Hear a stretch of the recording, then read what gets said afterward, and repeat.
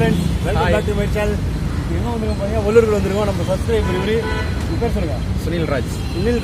நாங்கள் அவருடைய இடம் வந்து கன்னியாகுமரி.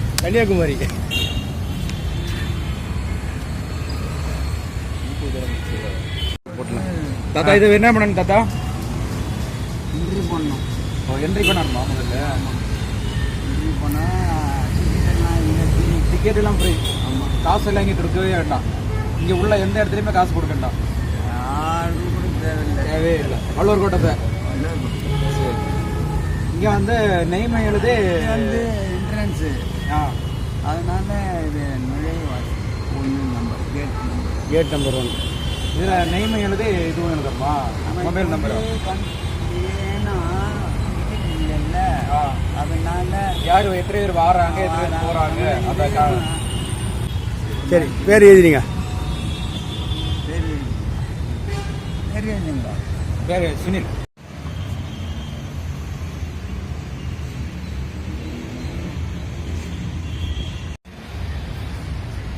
இந்த மாதிரி மரம்லாம் இப்போ எங்கப்பா பார்க்க முடியுது? ஆலமரமா? ஆலமரமா, அரச மரமா? அது ஏதோ ஒரு மரம் பேருக்கு எதுவுமே போல போட்டுங்க. குடிது தண்ணி வச்சிருக்காங்க. பெரிய விஷயம். சுத்திகரிப்பட்ட தண்ணியா? ஆமாம், பரவாயில்ல. வரம் வந்து சுத்திகரிப்பட்ட தண்ணி வச்சுருக்காங்க. நல்ல விஷயமா இருக்கு இல்லை? இங்கே பாருங்க, உணவகம் போட்டிருக்காங்க சாப்பிட்றதுக்காக. இதுன்னா புக்ஸா? ஆமாம், புக்ஸ் பா. ஃபுல் அண்ட் ஃபுல்லாக எல்லாம் புக்ஸ் பா உள்ள. ஆமாம், நோட்ரி அண்ணன் உட்காந்து சாப்பிட்றதுக்காகவும் வச்சிருக்காங்க.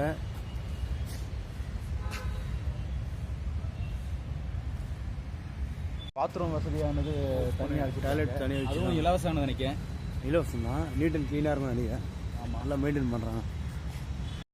என்ட்ரன்ஸ் பார்த்தீங்கன்னா சூப்பராக ரெடி பண்ணிக்கிறாங்க. ஃபஸ்ட் கிளாஸாக இருக்குது பார்க்குறது. இல்லை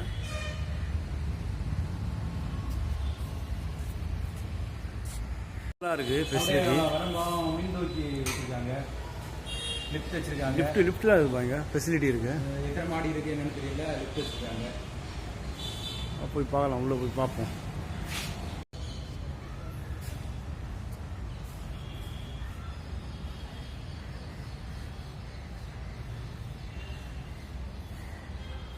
செம்ம வேலை பார்த்துருக்காங்க. வேறு லெவலில் போய் போவோம். இதுதான் வள்ளூர் கோட்டம் தேர். செம்மையாக இருக்குல்ல? வேறு லெவலில் இருப்பா பார்க்குறதுக்கு. பிரம்மாண்டமாக இருக்குவா வள்ளூர் கோட்டம் தேர். பாருங்க, இன்னைக்கு காரம் எழும்பி எவ்வளோ நேரத்தில் சீக்கிரமாக நாங்கள் நினச்சி கூட பார்க்காம திடீர் முடிவில் வந்தது தான் வள்ளூர் கோட்டம். இன்னைக்கு எங்களுக்குன்னு இறைவன் அந்த டைமை வந்து கொடுத்துருக்காரு. இல்லை, இதெல்லாம் பார்க்க வேண்டிய விஷயம் இல்லை? ஆமாம், கண்டிப்பாக.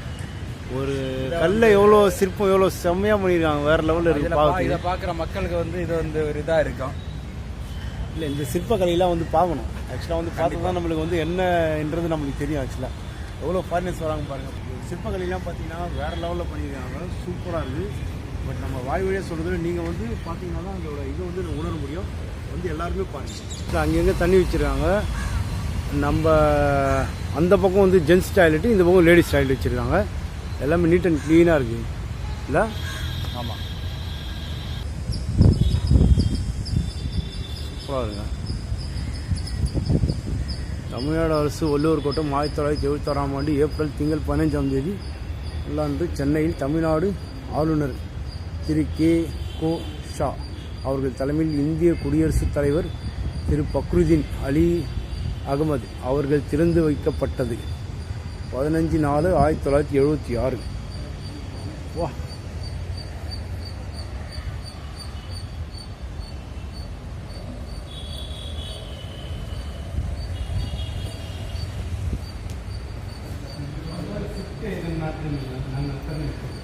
வள்ளூர் கோட்டம் தமிழ்நாடு முதல்வர் டாக்டர் கலைஞர் மு.க. கருணாநிதி அவர்களின் 31 ஜனவரி 1976 வடிவமைக்கப்பட்டு உருவாக்கப்பட்டு மீண்டும் டாக்டர் கலைஞர் கருணாநிதி அவர்களால் 1989 ஜனவரி 27 பதவியேற்ற போது கல்வெட்டு பதிவிக்கப்பட்டது. வா, ஜூம் பாருங்க, சூப்பராக இருக்குது. வேறு லெவலியா? செம்மையாக இருக்குது.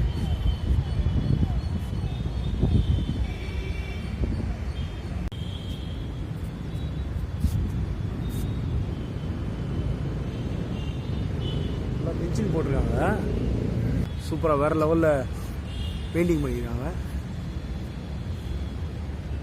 வேறு லெவலில் இது பார்க்குது இல்லை?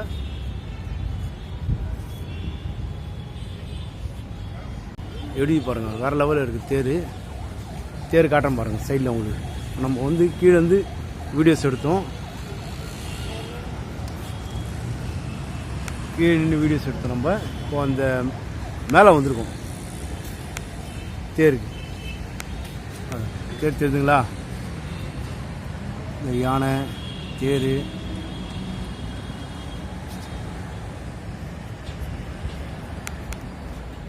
எவ்வளோ அழகாக சிற்பம் அமைச்சிருக்காங்க. இதை வந்து சிற்பம் வச்சு அந்த தொழிலாளி வந்து எவ்வளோ கஷ்டப்பட்டிருப்பாங்க. நம்ம வந்து அழகாக பார்த்துட்டு அப்படியே போகிறோம்.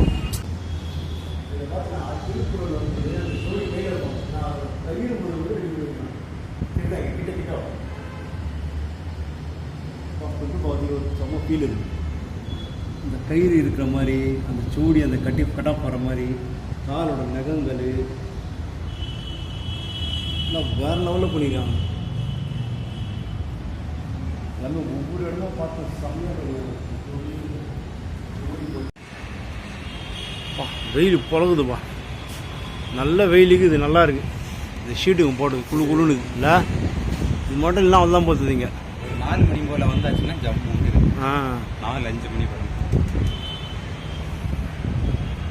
சிறன வெயில் வந்து மாட்டிக்கணுமாப்பா. பொலன்னு போலது வெயில், ஒன்றும் இல்லை. இது வர மாதிரி இருந்தால் ஈவினிங்கில் வாங்க, வெயில் நேரத்தில் வந்து மாட்டிக்காதீங்க அந்த மாதிரி. என்ன இவனை இதுக்குள்ளே வந்தீங்கன்னா திருக்குறள் சம்மந்தப்பட்டது எல்லாமே வந்து ஆல்ஸ் மூலியமாக செஞ்சிருந்தாங்க. வாங்க உள்ளே கொடுப்பாங்க. உள்ளே வந்தீங்கன்னா லெஜரில் உங்களுடைய நேம் எழுதினோம், எத்தனை பேர் வரீங்கன்றதை பார்த்தீங்கன்னா சூப்பராக செஞ்சுருக்காங்க. வேறு லெவலில் இருக்குது பார்க்குறதுக்கு. எல்லாமே பசங்களுக்கு ரொம்ப யூசேஜ் ஆகும், நமக்கும் ரொம்ப யூசேஜ் ஆகும்.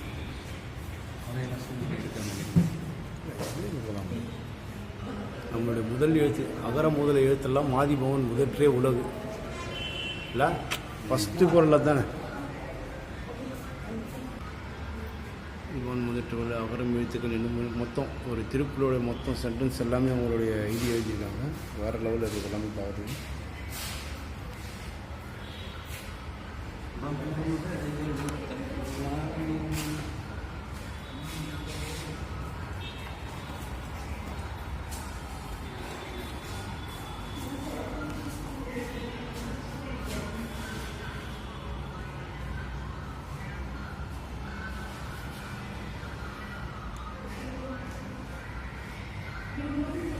எவ்வளோ குரல் எழுதிவாங்க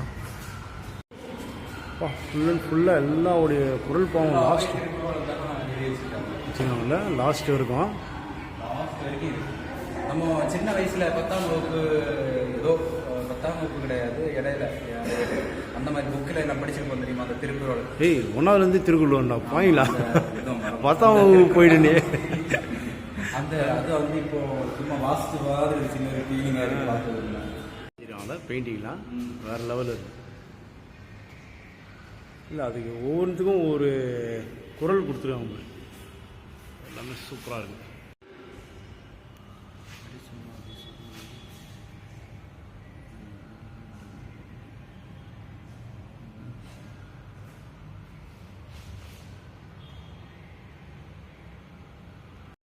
எப்பொருள் எத்தனை ஆயினும் அப்பொருள் மெய்ப்பொருள் காண்பது அரிது.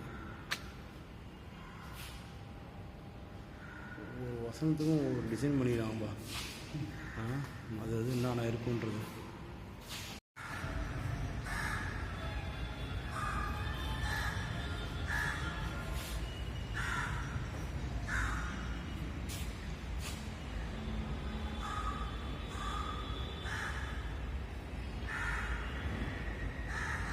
மின் தூக்கி இருக்குல்ல,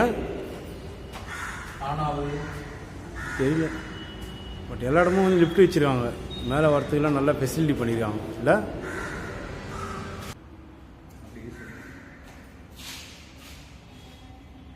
நிறைய பேர் பார்வையாளர் வராங்க. ஆக்சுவலாக நம்மளுடைய திருக்குறள் பார்த்தோன்னா 1330. நம்மளுடைய திருக்குறள் பார்த்தோன்னா 1330. அந்த சைட்லேருந்து ஸ்டார்ட் பண்ணி 1 ஸ்டார்ட் பண்ணி அப்படி ஒரு சரௌண்டிங் ரவுண்டு போயிட்டு மொத்தம் ஒவ்வொரு குரலாக எழுதிருக்காங்க திருக்குறள்.